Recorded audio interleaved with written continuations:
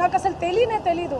అన్యం పుణ్యం ఎరగని మమ్మల్ని, నన్ను, నా ఫ్యామిలీని దయచేసి రోడ్డుకి మీడియా మిత్రులారా మేము మళ్ళీ చెప్తున్నాం, న్యాయం ఎవరి వైపు ఉంటే వాళ్ళ వైపు ఉండండి. దయచేసి మీడియా అంటేనే నాకు చాలా గౌరవం, నిఖార్సైన మీడియా. దయచేసి చెప్తున్నా, మళ్ళీ చెప్తున్నా, వాస్తవాలు చెప్పండి, అవాస్తవాలు వద్దు. సడన్గా ఇట్లా ఏం తెలియకుండా ఎవరో వచ్చి నా మీద ఎలిగేషన్స్ వేస్తే దయచేసి మీరు పెట్టుకోకండి. ఎందుకంటే నేను ఒక ఆడబిడ్డని, గిరిజన ఆడబిడ్డని. ఎవరెవరో పడనోళ్ళు మా ప్రోగ్రామ్కి రాలేదు, అంత పలుప, అంత ఓవర్ యాక్షనా, ఏమేమో ఉంటాయి. వాళ్ళు వచ్చి పడదు అని చెప్పి ఏదేదో మాట్లాడుతుంటారు.